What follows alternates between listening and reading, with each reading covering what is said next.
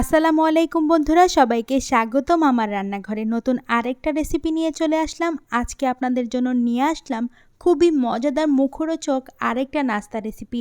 এই নাস্তাটা তৈরি করতে খুবই অল্প উপকরণ লাগে। খুব অল্প উপকরণ দিয়ে তৈরি করার পরেও এই নাস্তাটার স্বাদের কোনো তুলনাই হয় না। খুবই মুচমুচে, আর বাচ্চারা এই নাস্তাটা খুব পছন্দ করবে। তাছাড়া বড়রাও এই নাস্তাটা খুবই মজা করে খাবে। চলুন তাহলে বন্ধুরা মূল রেসিপিতে চলে যাই।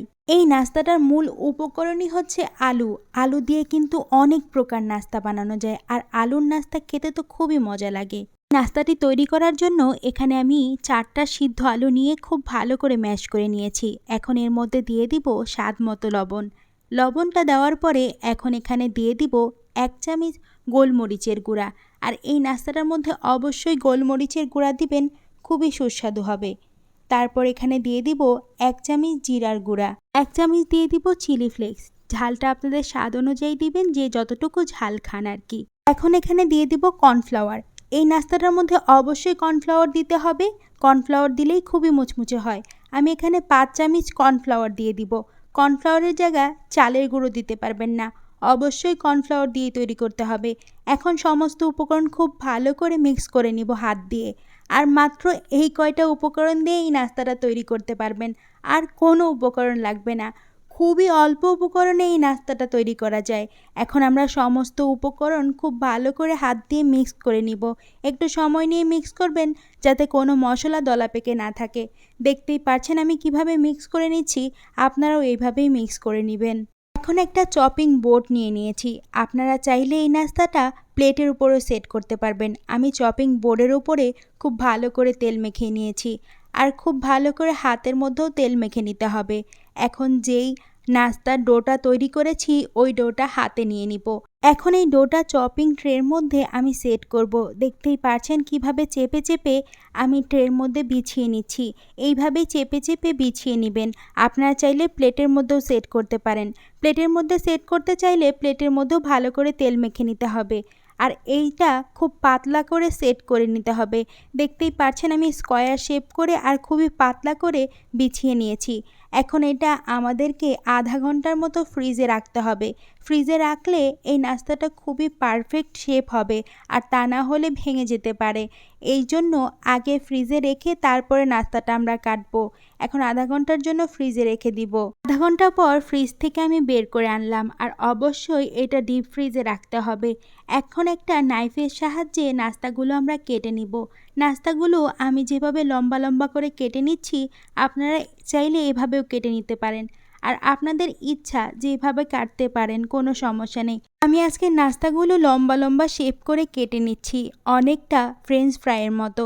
কিন্তু ফ্রেঞ্চ ফ্রাই ছোট হয়, আর এই নাস্তাগুলো লম্বা লম্বা হবে। আর বিশ্বাস করেন বন্ধুরা, নাস্তাগুলো খুবই মুচমুচে হয়। আর এই নাস্তাগুলোর মধ্যে কর্নফ্লাওয়ার দেওয়াতে তো খুবই মুচমুচে হয়।